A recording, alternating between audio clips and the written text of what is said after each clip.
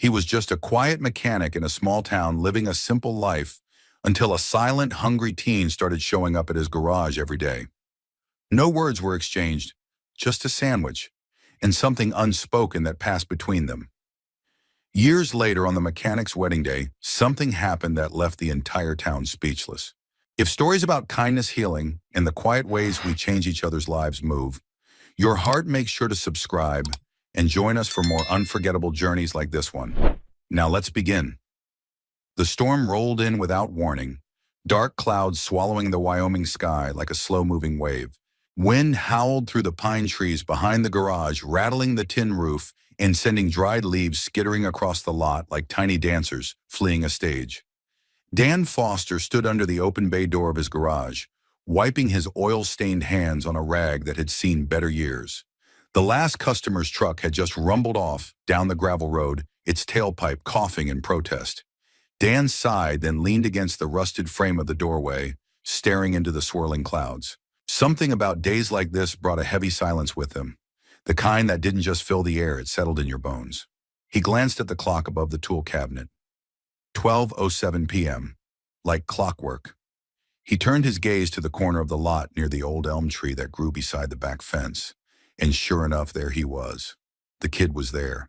Same oversized hoodie, same worn-out sneakers, same quiet eyes that didn't meet his.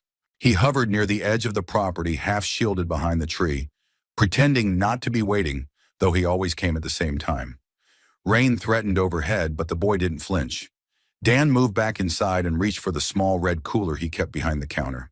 Inside, a sandwich wrapped in wax paper, a bottle of water, and an apple sat neatly packed. He'd made it this morning just like he had every morning for the past 3 months. He walked outside slowly, not wanting to spook the boy, and set the cooler on the wooden bench beside the garage. Then, without a word, he returned to his station inside. From the corner of his eye, he watched.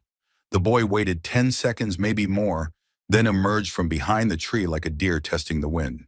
He glanced around, then crossed the yard in quick, silent strides, grabbed the cooler, and disappeared again just as quickly, fading behind the elm.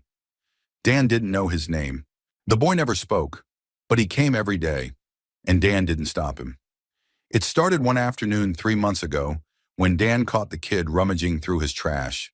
The boy had been thin eyes, hollow and jumpy, like a stray cat, his fingers clutching a half-eaten burrito someone had thrown away.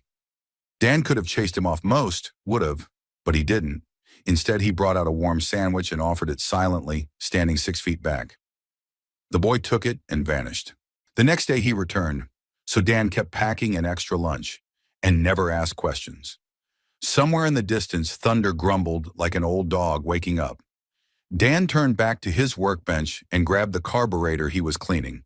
The clink of metal and the familiar scent of grease grounded him comfort in repetition, in usefulness. He'd been running this garage for nearly 15 years since he left the Army. Didn't have family left. Didn't mind the quiet. But lately the quiet had felt different. Not peaceful. Lonely. He didn't know why he cared about the kid. Maybe it was the way the boy tried so hard to disappear, or the way he always looked back over his shoulder as if running from something that never let up. Dan knew that look. He'd worn it once. Just as he was tightening a bolt, a loud crack of thunder snapped the sky open, and with it a sudden downpour. He rushed to the doorway to close the garage bay, but something in the corner of his eye stopped him. The kid was still there, only this time he wasn't moving. He stood just beyond the tree line, soaked through the red cooler still clutched in both hands, as if unsure what to do with it now that the storm had broken loose. His eyes were fixed on something behind Dan, and then just like that he collapsed. Dan's heart skipped. The wrench hit the floor with a clang. He bolted across the lot, rain drenching him in seconds. "Hey," he called out, dropping to his knees beside the boy. "Kid, hey, you with me?" The boy was breathing, but barely. His face was pale lips, tinged blue. Dan shook his shoulder gently, then more firmly. "Come on, don't do this." No response. Dan didn't think. He scooped the boy up surprisingly light and rushed him inside. He laid him down on the cot in the break room, yanked open the emergency first aid kit, and grabbed a blanket. The kid was freezing. Dan knelt beside him, drying his hair with a towel, then checked for signs of injury. That's when he saw the bruises, purple-yellow, old and new, all down his arms and ribs. Dan swallowed hard. He knew those patterns, knew what caused them. Someone had been using this boy like a punching bag. Jesus, kid. The boy stirred. His eyelids fluttered open for a moment.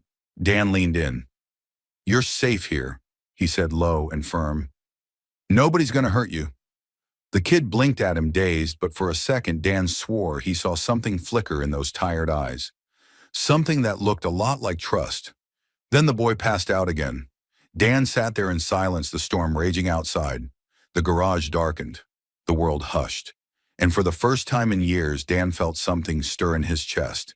Not pity, not duty, hope. That night, Dan didn't close the shop early. He stayed beside the boy, watching over him as if guarding something fragile and sacred. Outside, the rain poured without mercy, but inside that little garage, kindness had just cracked open a door that would never close again. By the time the boy stirred again, the rain had passed, leaving behind the crisp scent of wet pine and earth. Morning sunlight streamed through the dusty windows of the garage's break room, casting long beams across the concrete floor. Dan had dozed off in the armchair by the cot, arms crossed, head tilted slightly to one side. He woke to the sound of a soft shuffle, the boy trying to sit up. Dan was on his feet in an instant, careful not to startle him. Easy, he said, voice low, calm. You passed out yesterday, probably from cold or maybe hunger. I don't know. The boy blinked, then slowly lowered himself back down onto the cot.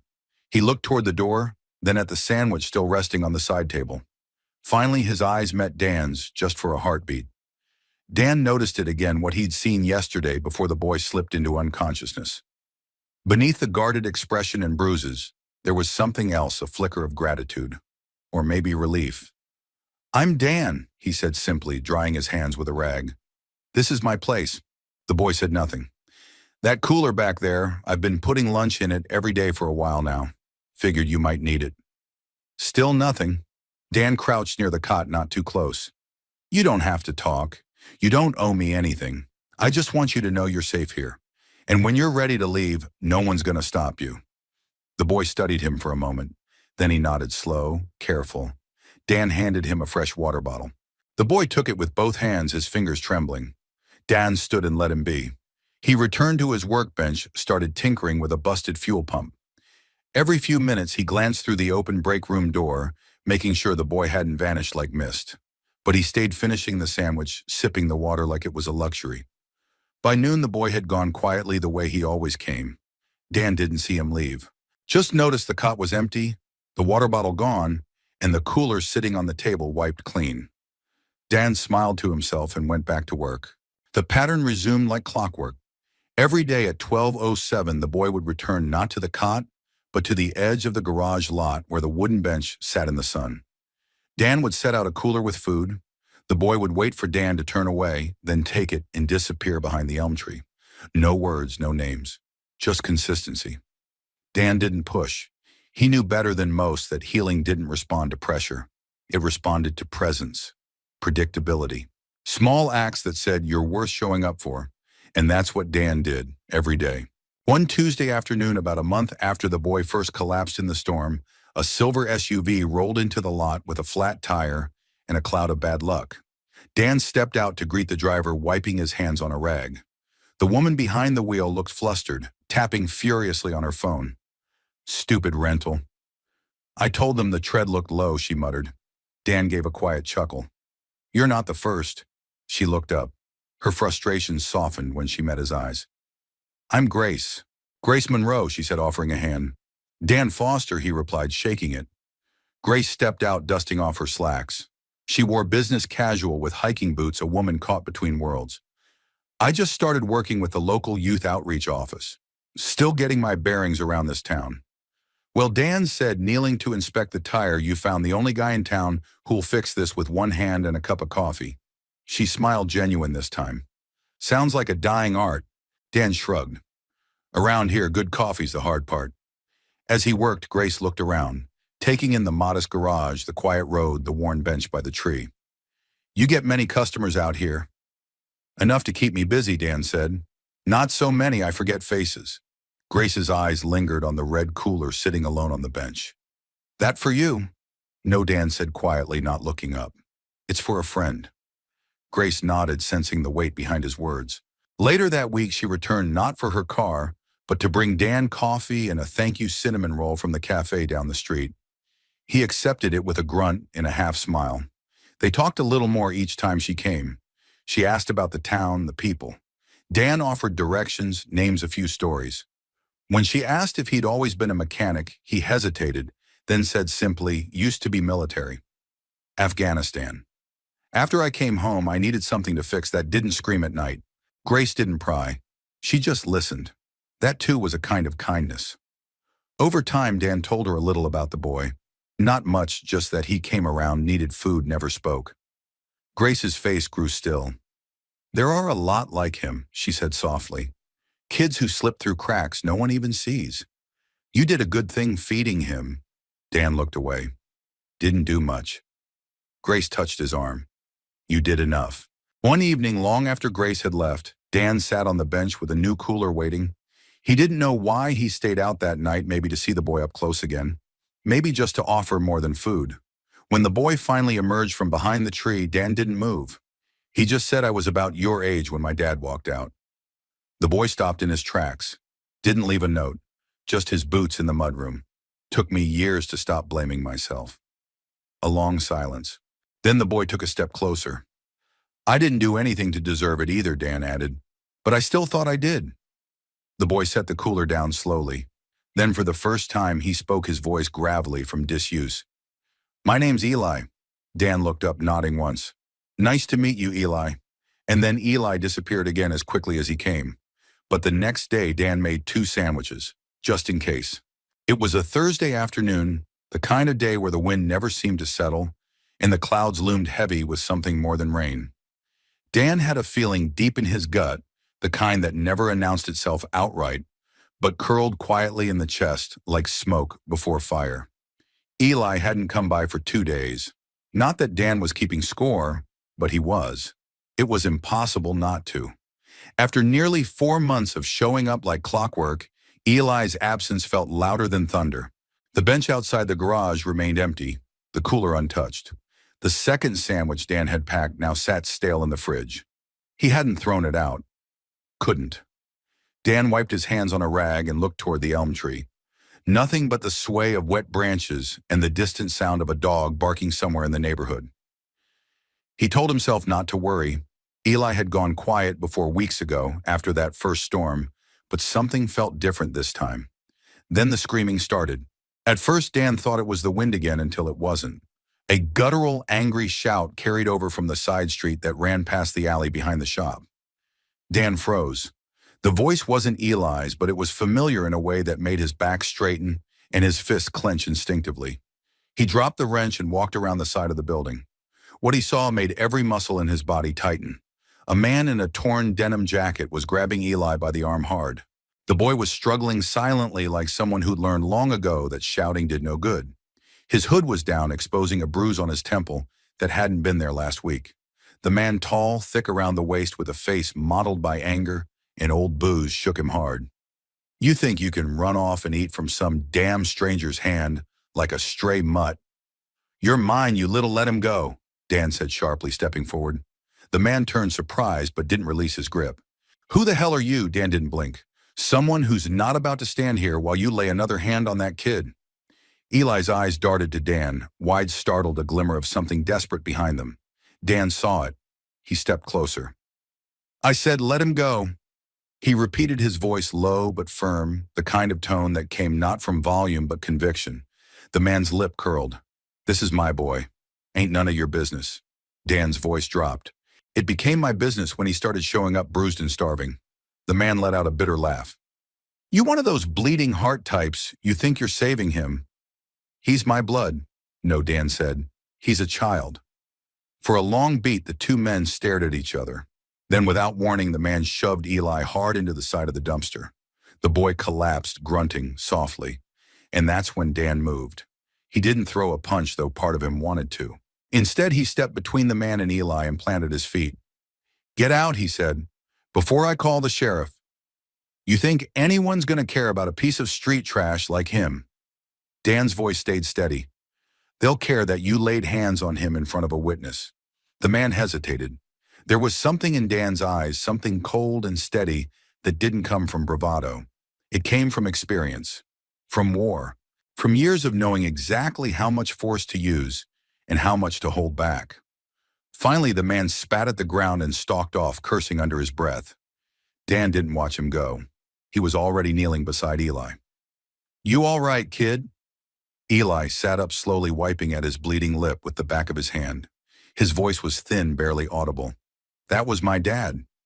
Dan didn't respond right away. He helped Eli to his feet, one arm steadying the boy's shoulder. "Come on," he said. "Let's get you inside." Back in the break room, Dan cleaned the cut on Eli's lip and handed him a clean t-shirt from the supply closet. The boy changed in silence, folding his torn hoodie into a neat square and setting it on the table. Dan poured 2 cups of cocoa from the old thermos he kept for cold days like this. Eli held his with both hands, staring into the steam, as if it held answers to questions he couldn't voice. "That man, your legal guardian?" Dan asked. Eli didn't answer. "Does he live with you?" The boy shook his head. "Sometimes, when he gets evicted or loses another job, he just shows up." Dan nodded. "You got anyone else?" Eli looked down. "My mom died 2 years ago. It's just me." Dan leaned back in his chair. The silence stretched between them like a thread, fragile but unbroken. "You want me to call someone?" Dan asked. Eli shook his head quickly. "No cops. Please. Why not? He'll find out. He always finds out." Dan exhaled slowly.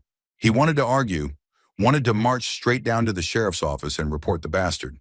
But the fear in Eli's eyes told him that the system had already failed this boy more than once. That trust for Eli came in spoonfuls, not buckets. So Dan made a choice. "Then you stay here," he said. "As long as you need. You don't have to talk. You don't have to explain. Just don't disappear again." Eli's grip tightened around the mug. His voice was barely above a whisper. "Why do you care?" Dan hesitated. "Because someone should have cared about me when I was your age, and didn't." Eli looked up, his expression unreadable. But he didn't argue. That night, Dan pulled out the old cot again, laid down fresh blankets, and made up a second sandwich for the morning. Outside, the wind had calmed. Inside, something else had begun. Something small and fragile, but real. And for the first time in a long time, Dan didn't feel like the only soul in the world waiting for morning. The mornings came quietly after that, less like dawn and more like a slow exhale. For 3 days, Eli stayed in the back room of the garage, sleeping on the cot beside the dusty shelf of repair manuals, eating the meals Dan left on the small folding table. They didn't talk much. They didn't need to. Dan checked on him the way one checks on a campfire that almost went out, gently, respectfully, with just enough distance to let it burn on its own. Then one morning, Eli was gone. No note, no sound of footsteps. Just the folded cot, the t-shirt Dan had given him neatly laid on top, and the small red cooler sitting quietly in its usual spot on the bench. Empty, clean, the lid closed as if to say, "Thank you." Dan stood for a long time beside the bench, staring at the empty space beneath the elm tree. He didn't panic, not immediately. He knew Eli had a habit of vanishing, of slipping between the cracks without a trace. But this time felt different. After what had happened with Eli's father, Dan had hoped the boy might stay longer, might believe that the garage was more than just a safe place to sleep, might believe he was wanted. Dan packed a cooler anyway. Grace stopped by that afternoon, holding 2 coffees and a paper bag from the bakery. "I brought cinnamon twists," she said, her smile gentle. "Your bribe for a free tire rotation." Dan managed a small grin. "Depends how fresh they are." She stepped inside and set the bag on his desk. "I haven't seen the boy the last few times I came. He okay?" Dan's expression tightened. He was here for a few nights. Then he left. Didn't say where. Grace sat on the stool across from him. "He's not the type to say goodbye, is he?" "No," Dan said. "He's the type to expect people to leave, so he beats them to it." Grace nodded thoughtfully. "I've met a lot of kids like that. In the system. They don't trust easily. And when they finally start to, they scare themselves and run." Dan didn't reply. Grace leaned forward. "But you got through to him, Dan. Don't downplay that." He shrugged. "I just gave him food. A place to crash. That's not exactly a hero story." Don't sell kindness short, Grace said. Sometimes it's the first brick in a bridge they didn't think existed. She looked around the garage, then at the cooler by the bench. You still packing his lunch? Dan nodded. Every day. Grace's smile softened. Then he's not really gone. Not if you're still showing up for him. The days turned into a quiet rhythm. The garage hummed with the usual business break jobs. Oil changes, cracked radiators. Dan worked with quiet focus, but something was missing beneath the grease and gears. A stillness that used to be peace now felt like waiting. At night he sat at his kitchen table with the radio on, low, flipping through the newspaper without reading it. The cot stayed folded, but not put away. It felt wrong to store it, like closing a door that might still open again. Then one Friday afternoon he saw something that stopped him cold. On the back wall of the garage, where he usually tacked up invoices and service reminders, someone had pinned a small photograph. It was a snapshot, low resolution, clearly printed from a public library or a convenience store. The image showed the bench outside the garage, the red cooler on top with a note written across the bottom in thin black ink, "I didn't forget. I'm just trying to deserve it." Dan stared at it for a long time, the paper trembling slightly in his fingers. A warmth spread through his chest, not the heat of triumph, but something quieter, more profound, the feeling of being seen.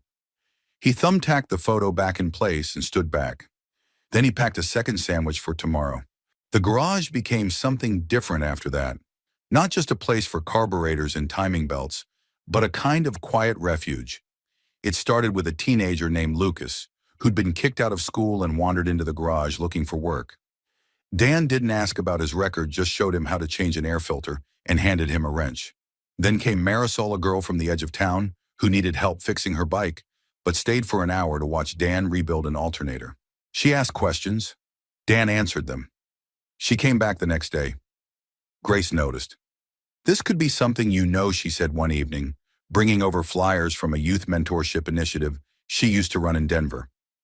"You've got the space, the skills, the heart. What if you turn this place into more than a business?" Dan looked at her puzzled. "You mean like teach kids how to fix cars more than that?" Grace said, eyes brightening. "Teach them they matter, that they can build something with their own hands, maybe even rebuild themselves." Dan hesitated.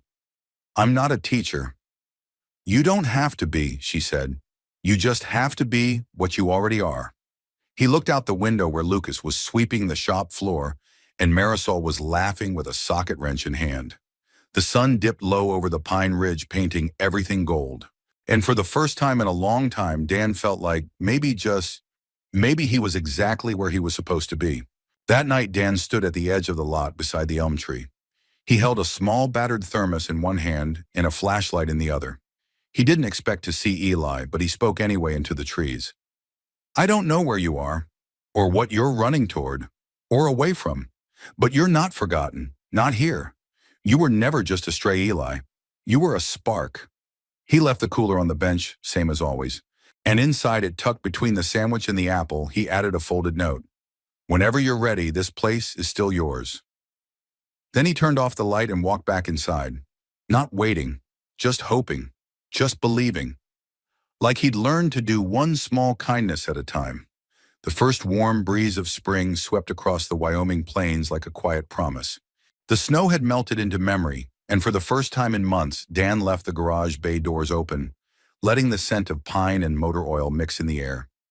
It had been nearly 8 weeks since he'd last seen Eli. 8 weeks of routine and uncertainty. 8 weeks of packing that extra sandwich and setting it out on the bench beneath the elm tree. 8 weeks of unanswered hope. But Dan never missed a day. He didn't tell Grace about the ache it left behind, how each untouched cooler sent a small ripple of disappointment through him.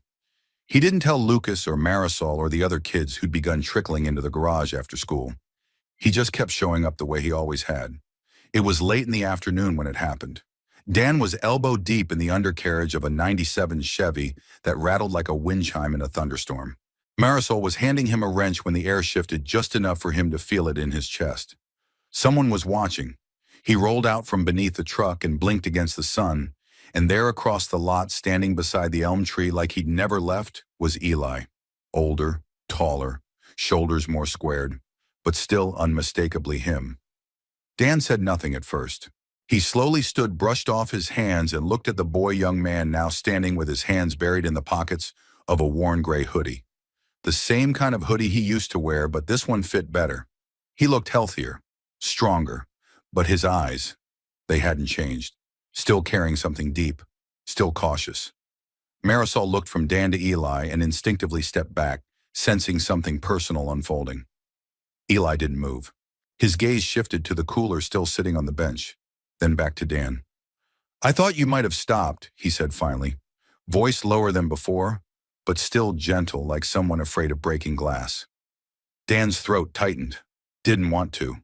I didn't deserve it." Dan crossed his arms. "Not your call." A long silence passed between them. Eli took a slow breath. "I went north, Montana, caught rides, worked odd jobs, got my GED. I even tried construction for a while." Dan nodded, not needing every detail, just glad to hear he'd stayed alive. Moving forward. "Why'd you come back?" he asked. Eli looked down, toeing the dirt with his shoe. "I heard about the garage, the kids." "What you're doing here?" Grace told me. Dan blinked. "You talked to Grace." "She came to a shelter I was volunteering at last week in Billings. I didn't tell her who I was, but she knew." Dan chuckled softly. "Yeah, she would." Eli stepped forward. I didn't come to stay. I just wanted to see it, to see you. And thank you for not giving up." Dan let the moment settle before he replied. "You don't need to thank me." "Yes, I do," Eli said, more firm now. "You saved my life. Not just the night my dad came before that. You saved me with a sandwich in silence, when no one else even saw me." Dan felt the emotion surge behind his ribs, tight and raw. He cleared his throat. "I saw you," he said quietly. "I still do." Eli looked around. "This place, it's more than it was." "Because of you," Dan said. Eli blinked. "What do you mean?" Dan gestured toward the workbench where Lucas and Marisol were laughing over a busted alternator. "I started this because of you. You were the first kid who made me realize I could offer more than an oil change." Eli swallowed hard. "I wanted to believe," Dan said, "that what I gave you mattered, that maybe it could matter for others too." For a long moment, Eli said nothing. Then he walked to the bench, lifted the cooler's lid, and looked inside. A sandwich, an apple, a bottle of water, just like always. He smiled, small and grateful. "Same combo," he said. "Didn't want to mess with a classic," Dan replied. Eli nodded.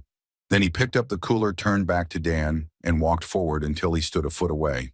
And then, without warning, he hugged him tight, sudden like something he'd held in for too long. Dan stiffened for a second, then slowly, carefully wrapped his arms around him in return. No words, just a quiet, mutual understanding. The kind that doesn't need language to mean everything. Later that night, as the sun dipped behind the hills, Grace joined Dan on the back steps of the garage. She'd heard from Marisol what happened and brought a thermos of warm cider to share. Dan sat with his elbows on his knees, silent but content. "You okay?" Grace asked. He nodded. "Yeah, just full." She smiled. "You look proud today." "I was," he admitted. "Still am." She handed him a folded piece of paper. "He left this with me when he got on the bus." Dan unfolded it. A simple handwritten note in Eli's careful script. "I'm not ready to stay yet, but I'm not running anymore. One day I'll be back. I want to build something. Like you." Beneath it was a sketch, crude but full of heart of the garage, with a hand-painted sign across the top, Foster & Sons. Dan stared at it a long time, then let out a shaky breath. Grace rested her head on his shoulder. "You gave him a name he could belong to," she said. Dan didn't answer. He just closed his eyes, let the evening breeze touch his face, and smiled into the fading light. Some people build legacies with money or fame. Dan Foster had built his with kindness, one sandwich at a time. The first thing Dan did was clean out the far corner of the garage. It wasn't much, just a cluttered section where old tires gathered dust and forgotten tools lay like relics of projects half finished. But under Dan's quiet determination, the space began to change. The clutter disappeared. Pegboards went up. A second workbench took shape. Grace brought in a few folding chairs from the community center. Lucas and Marisol helped paint the walls a warm shade of slate blue. It was small, modest, but it felt like a beginning. They didn't call it a program at first. Dan hated that word. It sounded too formal, too clinical. What they had was more like a circle, a safe orbit, where kids with nowhere else to go could learn how to use their hands and be seen for more than their mistakes. The first to return was Lucas. After school, he showed up wearing a shirt 2 sizes too big and sneakers with duct tape over the toes. He stood in the doorway like a kid pretending not to hope. Dan handed him a socket wrench without a word and gestured to the Ford F-150 up on the lift. Lucas grinned. "We doing brakes again?" Dan nodded. "We're doing patience." Then came Mia, who lived with her older sister in a trailer off Old Ridge Road. She'd heard from Marisol that the guy with the garage teaches stuff without asking too many questions. She had a hard stare, a nervous laugh, and a natural instinct for fixing things. She didn't talk much at first until Dan let her reassemble a carburetor without guidance. She got it right on the first try. "You got a sharp mind," Dan said. "Don't let anyone dull it down." Mia smirked. "You sound like my sister. She sounds smart." More kids came, one by one, slowly then steadily. Word spread not through flyers or outreach, but through whispers, one kid telling another, "He doesn't treat you like a screw-up. He treats you like someone worth teaching." By the third week, Dan had 6 regulars. One evening after the last of the teens had gone, Dan sat with Grace on the steps outside the garage, watching the golden light bleed through the pines. The sky was the color of old denim.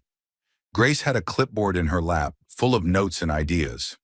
"You know," she said, tapping the top of the page, "we could apply for a grant. There's funding for youth vocational training, especially in rural counties like ours." Dan leaned back against the rail, a screwdriver twirling between his fingers. "That mean I'd have to give speeches?" "Not if you let me do the talking," she smiled. Dan chuckled. "Deal." Grace set the clipboard aside and looked at him. "You've created something here, Dan. Something bigger than I think you even realize." He shrugged. "I'm just teaching them how to fix things. You're teaching them how to believe they're not broken." Dan didn't say anything for a moment. "Then I think maybe I needed that too." Grace reached over and gently touched his hand. "We all do." They filed the paperwork together the next morning. Grace handled most of it, navigating forms, grant terms, and proposal language, with the focus of someone who'd once built nonprofits from nothing but kitchen tables and idealism. Dan offered the mission statement in 5 honest words. "Teach kids what I know." The funding wasn't immediate, but while they waited, others stepped in. Mr. Harlan, the retired shop teacher, donated a full set of woodworking tools. The diner down the street dropped off lunch trays twice a week for the kids, the owner grumbled, though her eyes misted when Lucas said thank you with a hug. A local parts store started offering discounts in exchange for a good story every now and then. Even the sheriff stopped by one afternoon not to lecture, but to offer help organizing a safety workshop. This place, he told Dan, is doing more to keep these kids out of trouble than a badge ever could. Dan nodded, humbled. "They're good kids, just need a place to belong." One Friday, while they were rebuilding a transmission, Lucas asked Dan a question that caught him off guard. "Did you ever want kids?" Dan paused, the ratchet still in his hand. "Yeah," he said after a moment. "Once. Life had other plans." Lucas didn't pry, just nodded and tightened the next bolt. Later that evening, after the last kid left, Dan found a folded piece of paper on his desk. It was a note written in Lucas's uneven handwriting. "I don't have a dad, but if I did, I'd want him to be like you." Dan sat with the note in his hands for a long time, staring out at the sun setting behind the hills. He didn't cry, but his chest ached in the best kind of way. Spring melted into early summer.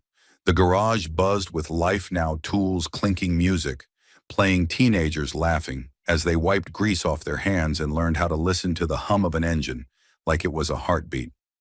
Grace had moved into a small house a few blocks away. She came by every afternoon helping with grant updates and life skills workshops, resumes, interview prep, even budgeting classes. Dan began to wonder how he'd ever run this place without her. One night under the soft light of the break room, Dan took her hand. "I don't know what this is between us," he said, "but I know it's the best thing I've had in a long time." Grace smiled, her fingers lacing with his. "It's something good, Dan. Something worth building." He nodded. "Then let's build it. Together." On the far wall of the garage, just above the main workbench, Dan hung a framed photo. It was the snapshot Eli had left months ago, the bench, the cooler, and that handwritten line I didn't forget. "I'm just trying to deserve it." Below it, Dan had mounted a small plaque, "Where kindness starts, miracles follow." He didn't know when Eli would return again, but this time he wasn't waiting in the quiet. He was building something, something solid, something real, and he knew deep down Eli would find his way back, because now there was something here worth coming home to. The envelope arrived on a Tuesday. It was nestled between a parts invoice and a coupon booklet from the local feed store. Dan might have missed it altogether if it hadn't been for the handwriting, neat, deliberate, and strangely familiar. No return address, just his name, Dan Foster Foster's, Auto and Repair, Willow Creek, WY. He turned it over in his calloused hands. The paper was thick, textured, the kind sold in stationery aisles where people still wrote things that mattered. Inside, a single sheet folded in thirds. He stood at the workbench for a long moment, the morning light slanting across the grease-streaked floor, before finally opening it. "Dear Dan, I don't know if you'll recognize my handwriting. I hope you do. I practiced it, wanted it to look like someone you'd be proud of. I've written and rewritten this letter about a dozen times. Each version felt too small, too flat, too clean to hold everything I want to say. But I guess the right words don't have to be fancy. They just have to be true. So here it is. Thank you for the food, for the silence, for the cooler on the bench, for never asking questions I wasn't ready to answer, for being there anyway. I was hungry, Dan. Not just for food, but for safety, for peace, for someone to see me and not flinch. I never said anything back then because I didn't know how. I thought kindness was a trick. I thought it was something people used to get things from you. But you gave without asking. You fed me when I was invisible. You let me disappear and come back like it was normal. Like I mattered. You didn't just keep me alive. You taught me what being alive could mean. When I left the last time, I wanted to come back sooner. But I made a promise to myself I wouldn't return until I could look you in the eye and tell you I was building something good. Something that might even make you proud. I'm working now, nothing fancy, just honest work. I take night classes. I've even got a little apartment near the base. And on Saturdays, I volunteer at a youth center. I show up with sandwiches and never ask questions." Sound familiar? A few weeks ago, I was talking to a kid named Jordan, quiet, like I was always looking over his shoulder. I asked him what he wanted most in the world. He said, "Someone who doesn't give up on me." I told him I used to know a guy like that. A guy who gave me food every day and let me be invisible until I was ready to be seen. You were that guy, Dan. Still are. One day I'll come back, not as the kid you saved, but as the man your kindness helped build. I don't know when, but I will. Until then, I'll keep doing the one thing I learned from you. Better than anything else, I'll keep showing up. Eli. Dan didn't move for a long time. He reread the letter once, then again, the words etching themselves into a space inside him he didn't know still needed healing. Around him, the garage continued on in its usual rhythm, Marisol laughing from the back, Lucas arguing with Grace about which socket set belonged where. Life was happening. Life he had built. But for now it paused, as if the room itself was giving the letter its proper reverence. He folded it gently and placed it in the drawer where he kept things that mattered. Next to a photo of his mother, a medal from his army days, the hand-drawn sketch of Foster and Sons Eli had left behind. Then he stepped outside. The sky was clear and the wind was soft, no storms today. He walked to the bench beneath the elm tree where the cooler still sat, just like it always had. For a moment, Dan placed his hand on it, then looked out toward the horizon. He felt no ache today, only fullness. That night, after the last kid left and the garage had quieted to its usual hum, Grace found him alone at the workbench, sipping from a chipped mug of lukewarm coffee. He handed her the letter without a word. She read it slowly, her fingers trembling by the final paragraph. When she looked up, her eyes were misty. "He wrote this to you, Dan," she said. "But it's more than a thank you. It's a blueprint." Dan leaned back, arms folded. For what? For what love looks like when it's quiet, when it's steady, when it chooses to stay even when no one asks it to. He looked down at his hands, scarred, stained with decades of grease, and smiled faintly. I wasn't trying to be a hero. You weren't, Grace said. You were something better. You were kind. She reached out, took his hand in hers, and placed it over the letter on the table. And kindness doesn't go unnoticed, Dan. It plants seeds. And look around you. They're growing. Outside, a warm breeze danced through the pine trees, and somewhere in the fading light, a boy-turned-man was still showing up in every lesson, taught in every sandwich, packed in every bolt, tightened by a kid who once thought they were beyond fixing. Dan turned off the shop lights, locked the door, and walked out with Grace by his side. The stars were starting to bloom above them, silent and bright, just like everything Dan had done that nobody saw. And yet somehow it had lit up the world anyway.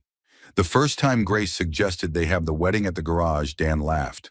Not the mocking kind, just a surprised, breathless sound, like he wasn't sure she was serious. You want to get married here, he asked, looking around the dusty floor and rows of mismatched toolboxes.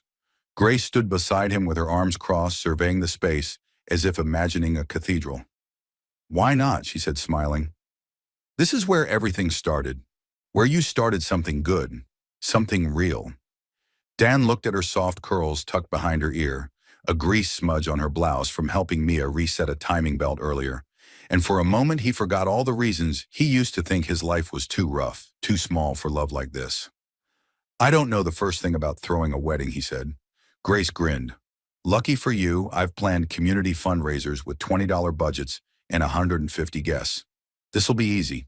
And just like that, they were engaged. Not with fanfare or flashbulbs, but with clarity, laughter, and a moment so full of quiet joy that Dan felt like the luckiest man on the planet. The kids insisted on helping. Lucas offered to sand and repaint the old tool cabinets to match whatever color Grace wanted. Please not pink, he begged. Marisol appointed herself in charge of music, working on a playlist that swung wildly between Frank Sinatra and early 2000s pop. Mia began folding napkins into oddly shaped flowers, claiming it added elegance. The entire garage buzzed with anticipation. Even customers caught wind of it.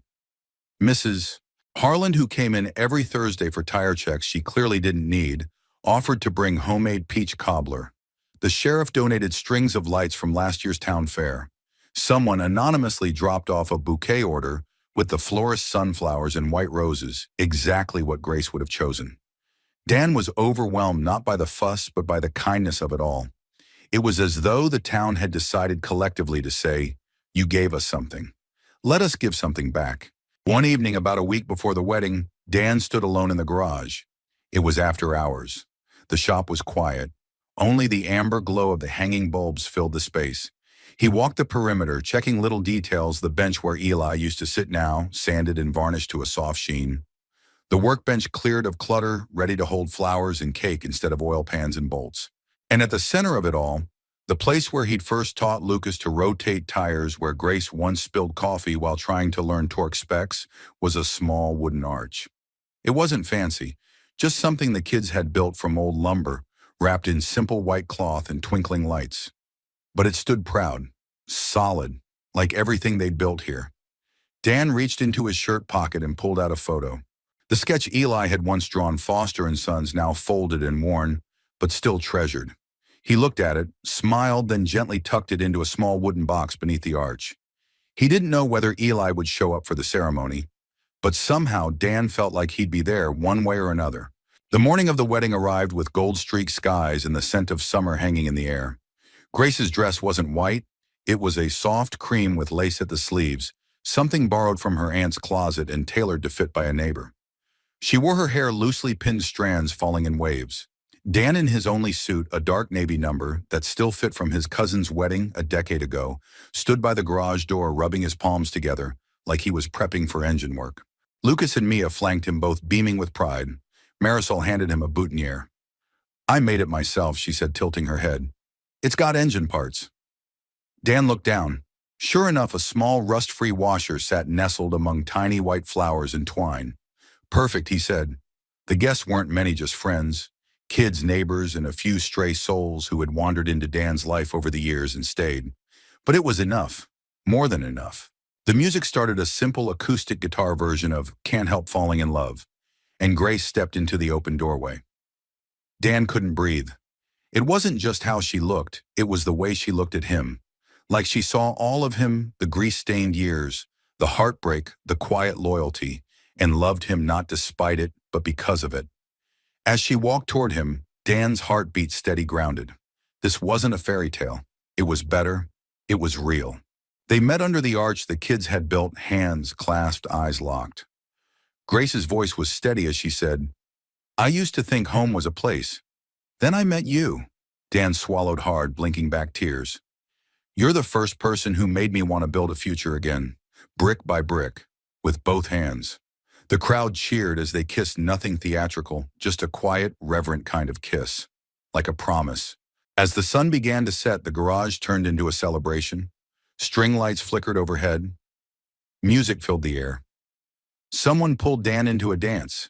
He couldn't remember the last time he'd laughed that freely. Then the moment happened. Just as the evening reached its golden hour and Dan stepped outside for a breath, he saw them. 12 figures, lined up in front of the lot, wearing full uniform. Dan froze. Military, police, fire department, a mix of branches, ages, genders. Standing at attention, and at the center, Eli, older now, in full formal dress. Standing tall and proud, Dan walked slowly across the gravel, heart pounding. Eli stepped forward. No words, just a silent nod. Then in unison, all 12 lifted their hands and gave a solemn, formal salute. Dan stood still, emotion rising in waves. Eli finally spoke. "This is for you, Dan. For every lunch, every moment, every act of quiet faith. We're here because of you." Dan's eyes glistened. He whispered, "You came back." Eli smiled. "Told you I would."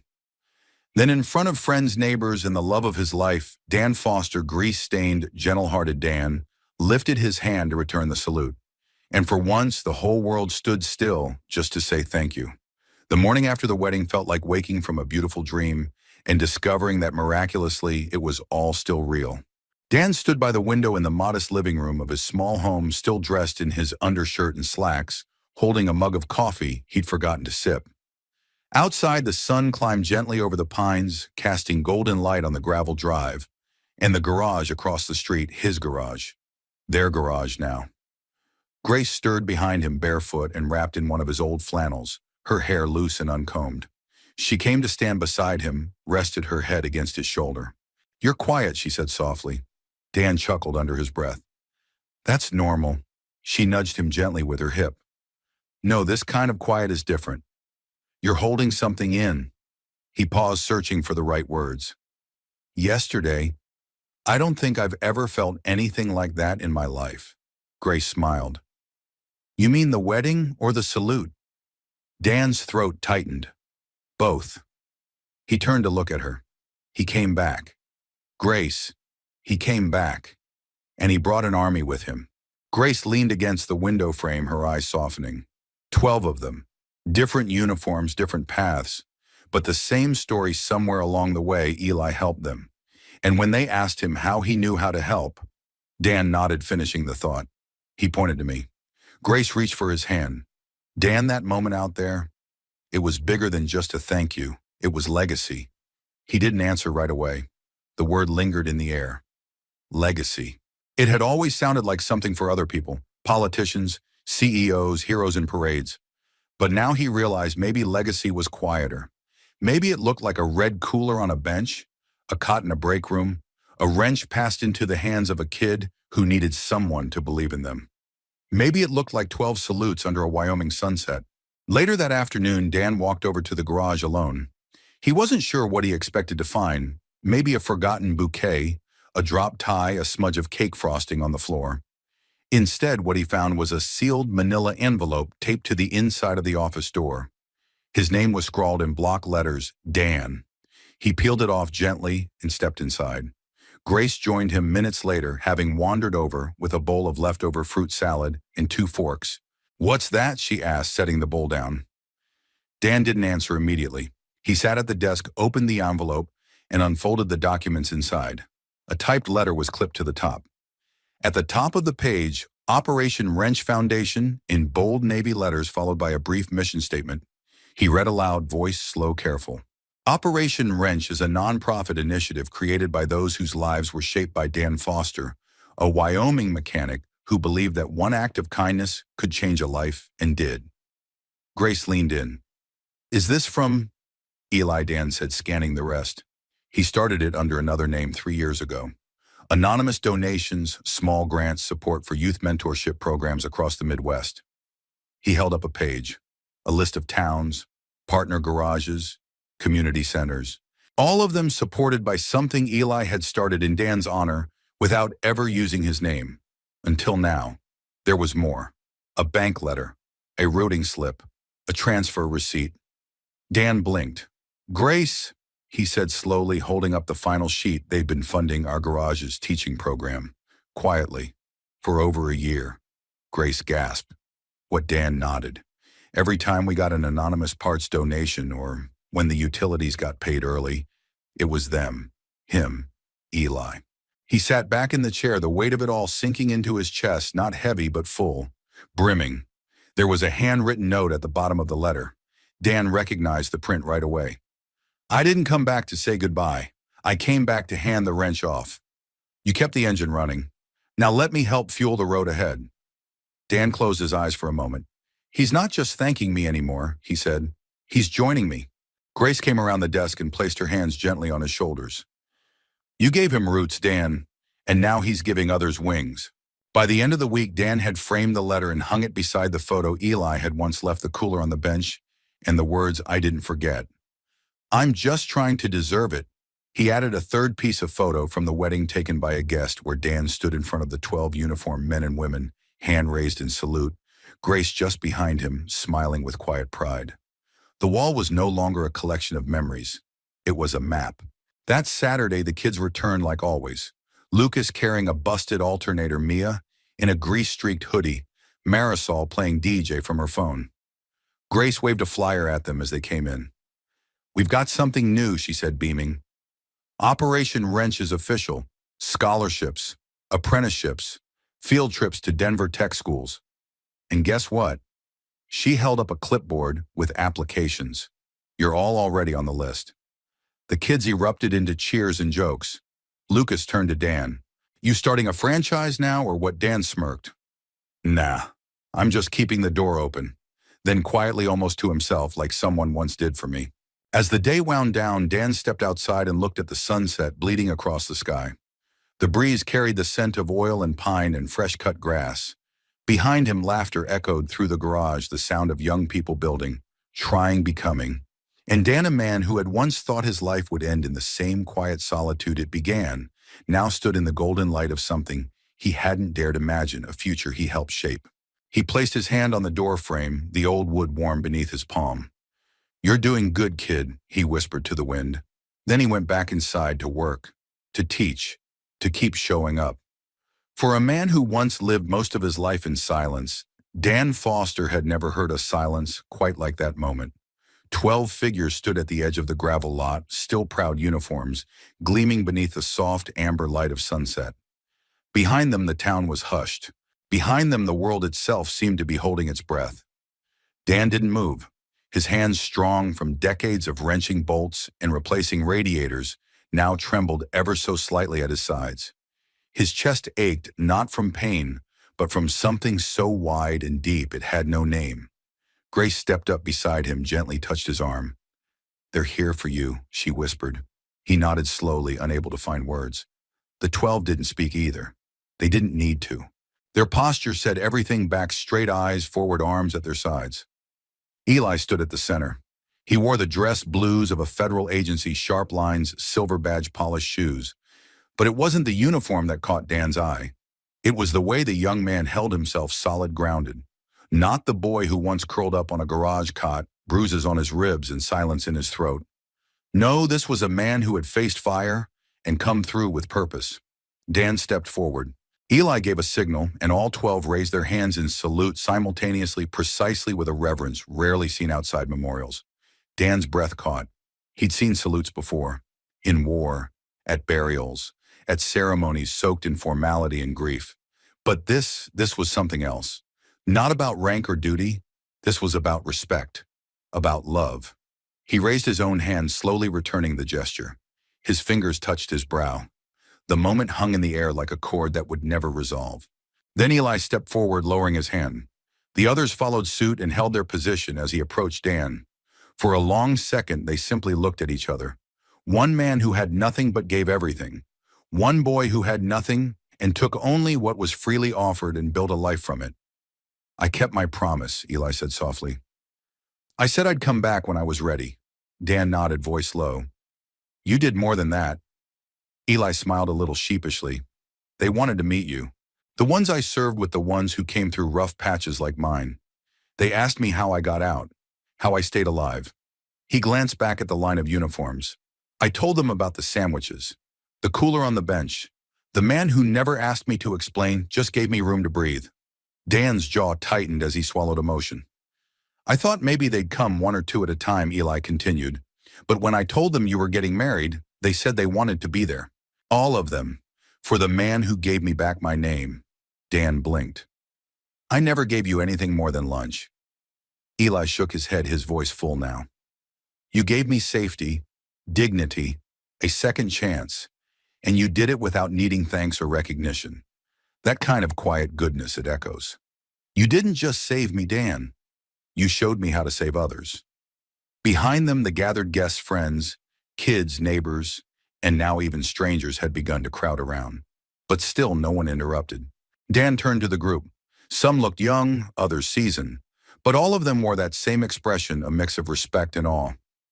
Grace came forward, lacing her fingers through Dan's. Would you? Eli hesitated, then pulled something from his inside pocket. Would you allow us to present you something? Dan frowned slightly. You don't have to. But Eli was already stepping aside, nodding toward one of the women in a Navy uniform. She approached, holding a small case the size of a book. She opened it slowly. Inside lay a custom medallion mounted on velvet, engraved with the words, "In gratitude for service beyond uniform, where kindness starts, miracles follow." Dan stared. We had it made. Eli said, his voice thick with emotion. It's not military, it's not official. But to us it means everything. Because you taught us something no briefing ever could. Dan looked up, his eyes glistening. I don't know what to say. Grace leaned in, whispering, You don't have to say anything. Just accept it. So he did. With hands that had rebuilt more engines than he could count, Dan reached forward and took the medallion. He held it close as though it might slip away. But it didn't. It was real. And so was this moment. That night, long after the guests had drifted away and the stars had come out in full force, Dan stood alone at the back of the garage. The old bench still sat beneath the elm tree, the red cooler perched on top, more symbol than utility now. Dan touched it gently. Eli stepped out from the shadows a moment later, no longer in uniform. Just jeans and a soft gray hoodie, the same kind of thing he used to wear. I left one more thing, Eli said. Dan raised an eyebrow. In the toolbox. Dan walked over, opened the top drawer. Inside was a key. It's for the second garage, Eli said. The one we're opening 2 counties over. They approved the blueprint last week. It's going to be called the Wrench Project. Dan looked up. Eli shrugged. You told me once that teaching someone to fix something gave them more than a skill, it gave them power. I think it's time we handed more of that power out. Dan smiled. I'd say we're just getting started, he said. And in that moment, surrounded by stars, tools, and echoes of the past, Dan realized something. Legacy isn't built in thunder. It's built in gestures, one wrench, one sandwich, one moment of compassion, repeated and shared.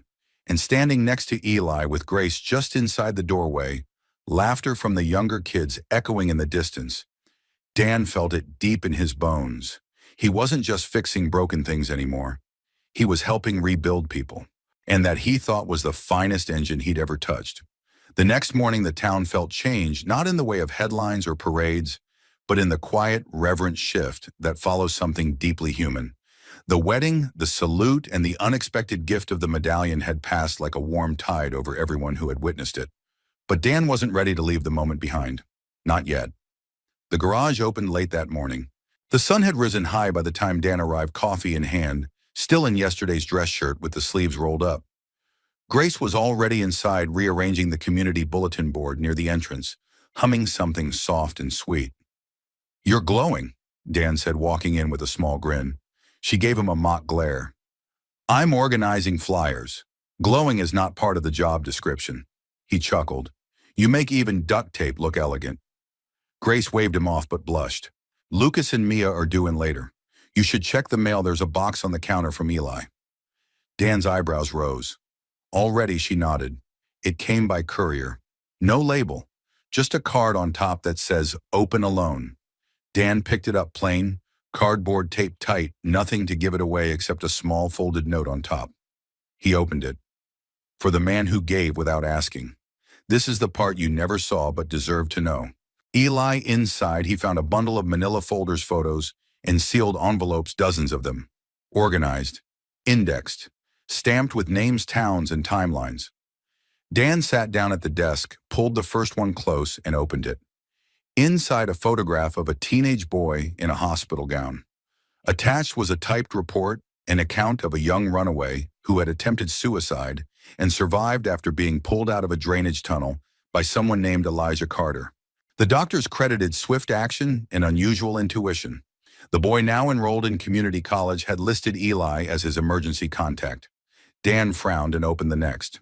A girl named Trina from Cheyenne, once living in a car with her younger brother, who had been handed a gas card and 2 sleeping bags by a volunteer who never gave his name. Eli had written follow-ups, helped her get into a women's shelter, helped her brother find a foster family. The next folder, then another. Each one was a life. Each one had Eli somewhere in the margins, never the hero of the story, always the helper in the background, the thread that stitched the broken fabric together. But every thread traced back to the same place: Dan. In each summary, there was a line, a detail, a moment, a quote that made it unmistakable. Eli had modeled his actions after Dan's choices: his silence, his compassion, his refusal to demand explanation, his belief that giving something small could save something big. Dan sat back in his chair, overwhelmed, his vision blurred. He blinked hard, and then he reached the final envelope. It wasn't a folder, just a plain white envelope with his name printed in all caps. Inside was a photograph, grainy black and white, taken years ago. It showed Eli as a boy sitting on the bench outside the garage, holding a sandwich in both hands. His head was down. He looked scared, small and visible. Underneath the photo, in blue ink, Eli had written, "This was the day everything changed. I was starving, not just for food, for hope. You gave me both and never even asked my name." Dan pressed the photo to his chest. That afternoon, Dan gathered the kids after their projects. Lucas was finishing a brake replacement, and Mia had just cleaned out the carburetor on a dirt bike they'd been trying to restore. Grace brought lemonade. The garage doors were open, the air sweet with summer and engine oil. "I want to tell you something," Dan said, voice steady but low. They all looked up, attentive, even quiet Marisol. "You've all heard of Operation Wrench," he continued. "Some of you even know Eli helped start it." He looked down at the box beside him. "But what you don't know is that it's been changing lives far beyond this garage.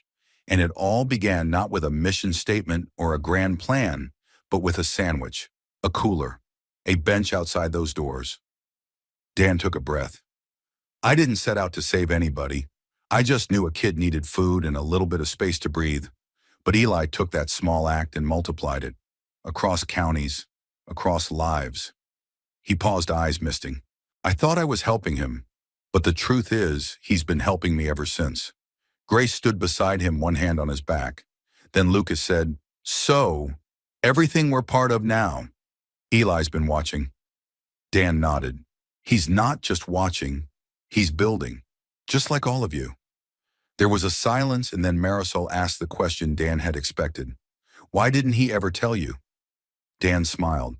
"Because he wanted to be sure he wasn't just repeating the kindness, he wanted to earn it, in his own way." That night, Dan sat alone at the workbench, the final folder spread before him. He lit the old desk lamp, its glow casting long shadows on the photo wall nearby. He added a new frame. It held Eli's note, "For the man who gave without asking." Below it, Dan scribbled a reply on a scrap of paper and pinned it underneath. "You gave it all back without needing to." He leaned back, arms crossed, a quiet pride settling over him like a well-worn jacket. The garage wasn't just a place of repair anymore. It was a compass, pointing every broken kid, every second chance seeker, every soul teetering on the edge towards something steady. Something that started with kindness and grew into legacy. The garage hummed with life, not the hurried clatter of business, but the rich, steady rhythm of something well-built and well-loved. The kind of sound a place makes when it becomes more than a building, when it becomes home. A week had passed since Dan had read Eli's box of stories since he'd held the photo of that boy on the bench, and realized fully and finally what a quiet act of kindness could become when multiplied through time, through people, through love. And now everything he did carried a new weight, but also a new lightness. A kind of joy that wasn't loud, but ever present. Like sun through a workshop window. He stood at the main bay door that morning, coffee in one hand, clipboard in the other. Lucas was already at work on an old Dodge that needed its radiator flushed. Mia was helping a new kid, Jalen, who had just joined the program last week, figure out how to replace a tire. Grace crossed the shop in her usual purposeful stride, a folder tucked under her arm, and leaned against the workbench beside Dan. They sent it, she said, holding out a letter with an embossed seal on the top. Dan took it carefully and read it aloud. On behalf of the Wyoming State Education Board and the Governor's Office, we are pleased to recognize the Wrench Project at Foster's Garage as an official youth vocational development site. Approved for state funding and partnership effective immediately. Grace beamed. It's done. We're certified. That means scholarships, resources, equipment, grants, the works. Dan stared at the letter like it might evaporate. I'm just a mechanic. No, she said. You're the spark. He glanced out across the floor at the teenagers bent over engine bays and circuit boards at the tools, organized by loving hands at the photo wall that now spanned almost an entire panel full of Eli's stories. The wedding day, the 12 salutes, the first class of students. He took a breath. Then let's make this thing bigger.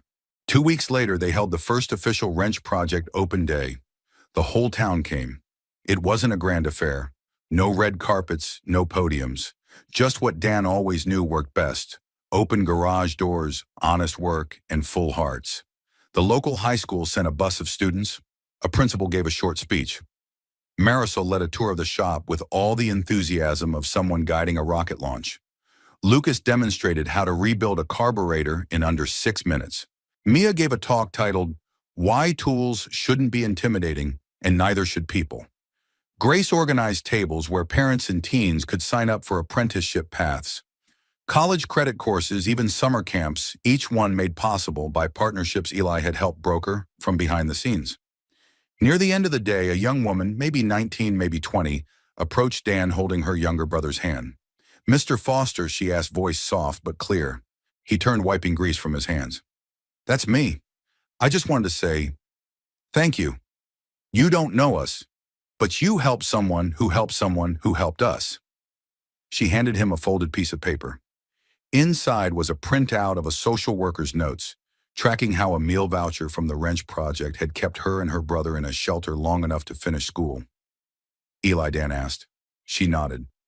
He never told us your name, but I recognized you from the photo wall when I got here. Dan looked at the boy beside her, maybe 9 years old, wide eyes, holding a toy wrench someone must have handed him earlier. Does he like fixing things? Dan asked. The woman smiled. He does now. Dan crouched beside the boy. You ever want to learn how to fix an engine? The boy nodded. Dan held out his hand. Then come by any day you want. First lesson's always free. That night, long after the last guest had gone and the last folding chair had been put away, Dan stood alone beneath the elm tree behind the shop. The red cooler was still there. It hadn't been used in years, not since Eli had stopped needing it. But Dan had never moved it. He cleaned it, occasionally tightened the lid when storms rolled in. To most, it was just a plastic box. But to Dan, it was something sacred. A symbol of a beginning that didn't look like a beginning at the time. Just like so many acts of kindness so small, they nearly vanish when measured in the moment. But not in the heart.